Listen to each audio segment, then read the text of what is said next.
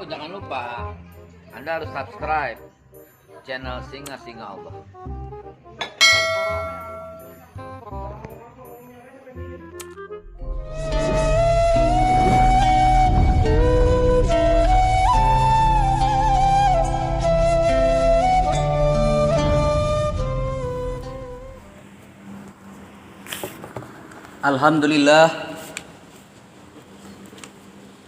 Alhamdulillahilladzi anzala ala 'abdihil kitaba wa lam yaj'al lahu 'iwaja qayyiman liyunzira ba'san syadidan min ladunhu wa yubashshiral mu'minin alladzina ya'maluna as-salihati anna lahum ajran hasana makithina fihi abada wa yunzira alladzina qalu ittakhadallahu walada. Asyhadu an la ilaha illallah wahdahu la syarika lah wa asyhadu anna sayyidana wa nabiyyana Muhammadan abduhu wa rasuluh. Allahumma salli wa sallim wa barik ala sayyidina Muhammad wa ala alihi wa ashabihi at-tahirin at-tayyibin wa ashabil hurril mayamin wa man tabi'ahum bi ihsan ila yaumiddin, amma ba'du. Fa ya ibadallah, usikum bi nafsi wa iyaya bit taqwallah wa ta'atihi la'allakum turhamun. Faqala ta'ala a'udzu billahi minasy syaithanir rajim wa fi amwalihim haqqul lis-sa'ili wal mahrum. Shadaqallahul azim wa sadaqa rasuluhun nabiyyul karim wa nahnu ala dzalika minasyahidin wasyakirin walhamdulillahi rabbil alamin. Hadirin sidang Jumat, saudara-saudaraku yang dimuliakan Allah Subhanahu wa taala. Sebagai kata pembuka kita pada khutbah Jumat kali ini, tidak bosan-bosannya kita terus dan terus memanjatkan puja-puji syukur kehadirat Allah Subhanahu wa taala. Dialah Allah yang meninggikan langit tanpa tiang, menghamparkan bumi lautan beserta isinya buat kita hamba-hambanya yang tersayang. Tujuannya tidak lain dan tidak bukan. Az-Zariyat ayat 56, wa ma khalaqtul jinna wal insa illa liya'budun. Dan tidaklah kuciptakan jin dan manusia, kata Allah, kecuali semata-mata hanya untuk mengabdi kepada Allah, menghambakan diri hanya kepada Allah. Mudah-mudahan dengan kesyukuran Allah menambahkan nikmat-nikmat kepada kita semuanya. Amin. Yang kedua, salawat dan salam kepada junjungan kita paduka mulia baginda Nabi besar Muhammad sallallahu alaihi wasallam. Semoga yauma la yanfa'u malu wala banun, hari di mana tidak ada lagi manfaat harta, kekayaan dan juga anak keturunan. Allah Subhanahu wa taala memberikan hak prerogatif kepada sang baginda untuk memberikan syafaat kepada kita semuanya. Amin ya rabbal alamin. Saudara, pada kesempatan khutbah kali ini khatib akan mengetengahkan ada 5 penyebab terbukanya pintu rezeki. Hadirin sidang Jumat yang dirahmati Allah, sesungguhnya di antara nama-nama Allah yang paling terindah itu adalah Ar-Razzaq, yang artinya adalah yang maha memberikan rizki, yang menanggung rizki seluruh makhluk-makhluk yang ada di muka bumi ini. Dalam surah Al-Ankabut ayat 60 Allah berfirman, a'udzubillahi minasyaitonir rajim, wa ka'ayyim min dabbatin la tahmilu rizqaha Allah yarzuquha wa iyyakum wa huwas samiul alim. Yang artinya, berapa banyak binatang melata yang enggak bisa membawa rezekinya, Allah yang nanggungnya. Nahnu narzuquha, kami yang menanggungnya, kata Allah, wa iyyakum, dan rezeki buat kalian. Hadirin, jika binatang melata saja Allah jamin rizkinya, hadirin, bagaimana kita manusia?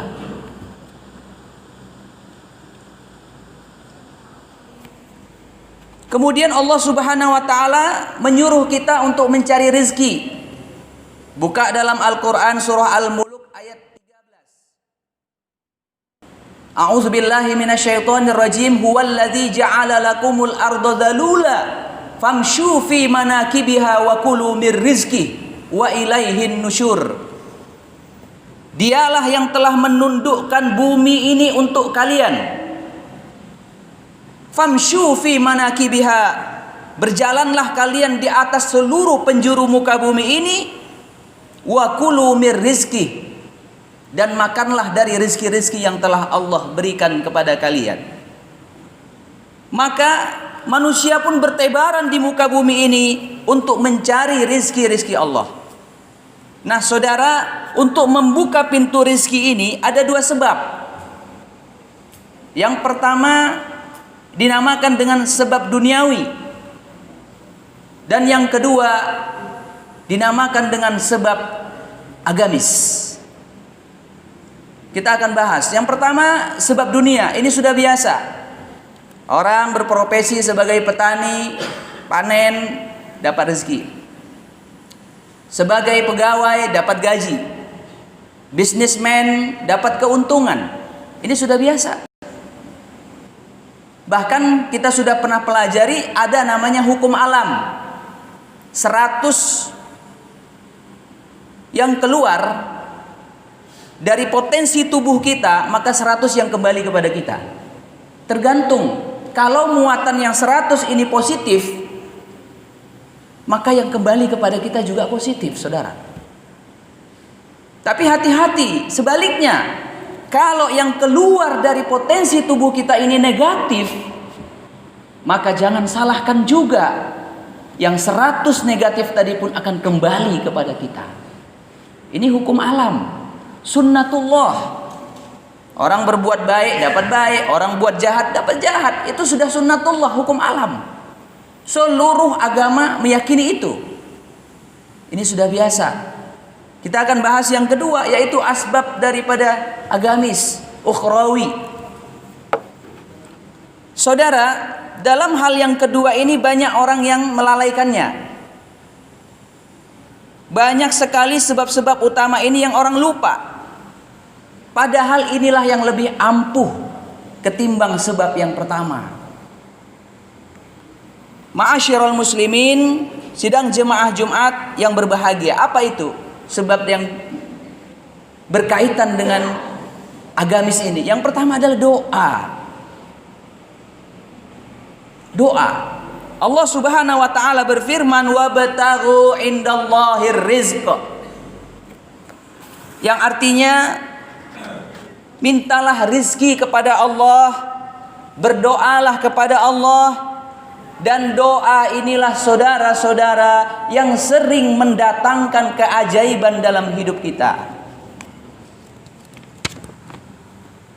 Sebagaimana Imam Asy-Syafi'i rahimahullahu taala berkata, "Atakhuzu bid-du'a wa tahzarihi wa ma tadri bima sana'ad du'a." Yang artinya, apakah kau meremehkan dan menganggap enteng dengan doa itu? Kau enggak tahu apa yang bisa dilakukan oleh doa tersebut. Banyak kaum muslimin berdoa menjadikannya yang belakangan. Dia berikhtiar dulu, bekerja dulu, doa belakangan aja. Ini kesalahan fatal, saudara. Kenapa? Karena sebab dibukanya pintu rezeki Allah itu, yang utama itu, pertama itu adalah doa. Kita berdoa kepada Allah, setelah itu baru kita sertai dengan ikhtiar atau usaha. Yang kedua, bertakwa kepada Allah Subhanahu wa taala.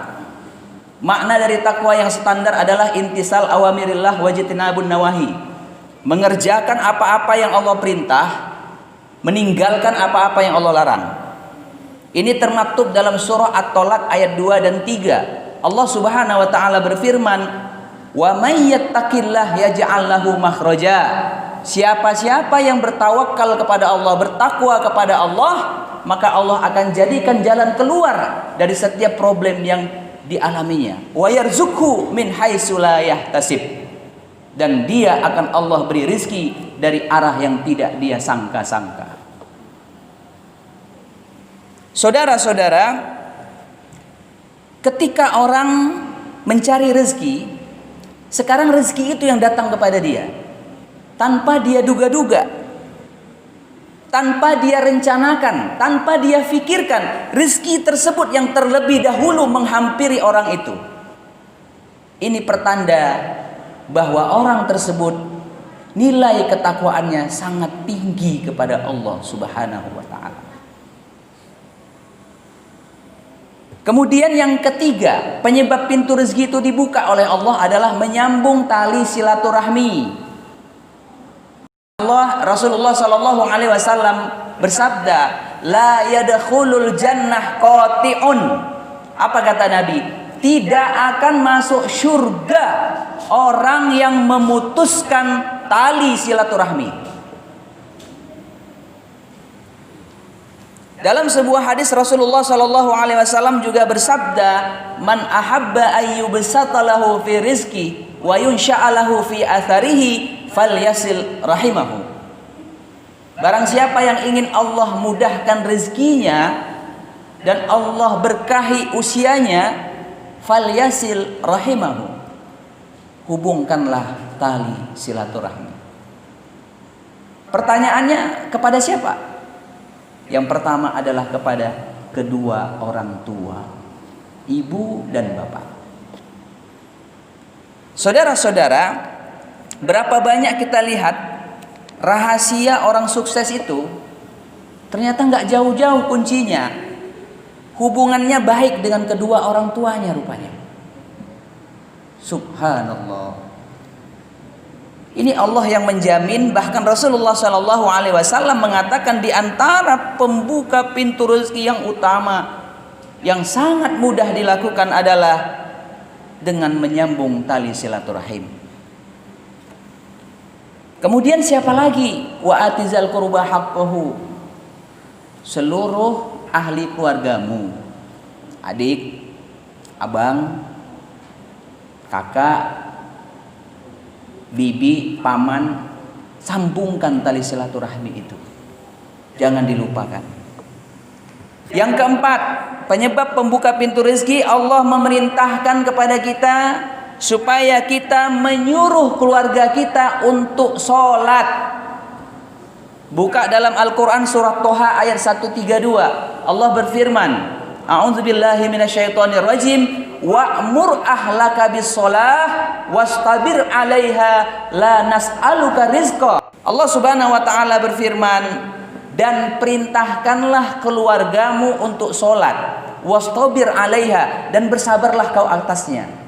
Jadinya dalam makna literatur tafsir, memang paling sulit nyuruh orang sholat, tapi lu sabar kata Allah.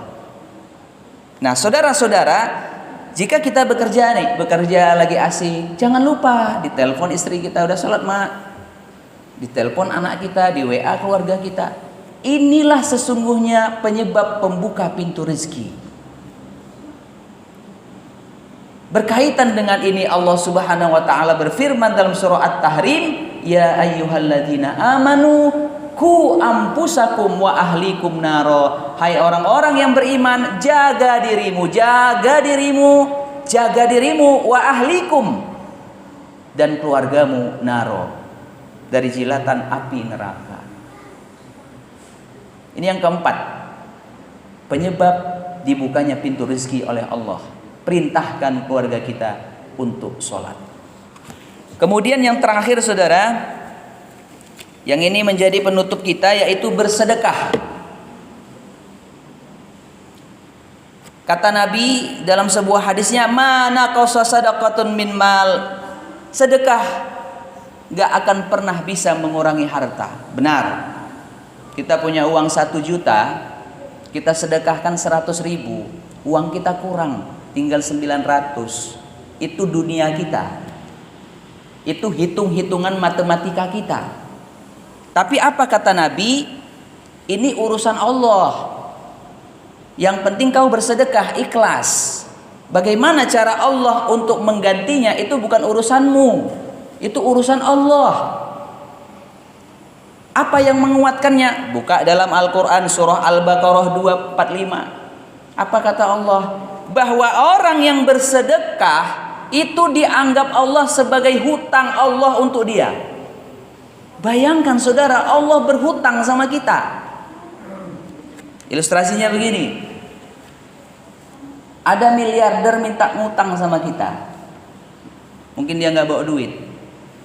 Pertanyaan yang muncul di dalam benak kita, nggak mungkin nggak kita kasih. Dia miliarder. Dia ngutang sama kita. Kenapa kita kasih dengan mudahnya? Karena ada keyakinan dalam diri pasti dibayar. Ini yang menghutang ini, yang ngutang ini Allah yang menciptakan miliarder itu. Subhanallah. Bukan nanti dalam Al-Quran surah Al-Baqarah 245 Allah berfirman, "Man dzalladzi yuqridullaha qardan hasana fayudha'ifahu lahu ad'afan katsira wallahu yaqbidu wa yabsutu wa ilaihi turja'un." Yang artinya, barang siapa yang memberikan pinjaman kepada Allah dengan pinjaman yang baik, Allah namakan sedekah dengan hutang supaya hamba-hamba tahu bahwasannya kewajiban bagi Allah untuk mengembalikannya. Jelas, apalagi yang kita ragukan. Bahkan dalam satu hadis dikatakan as-sadaqah tudfa'ul bala. Sedekah itu mencegah bala. Harusnya dia mati pada kecelakaan itu, tapi karena ini orang rajin sedekah, selamat. Ini salah satu bukti bahwa Allah Subhanahu wa taala masih memberikan dan memanjangkan usianya untuk diberikan rezeki yang lebih dari yang sudah ada. 5 hal inilah saudara yang dapat kami sampaikan, mudah-mudahan bermanfaat adanya. Aqulu qauli hadza fastaghfiruh innahu huwal ghafurur rahim.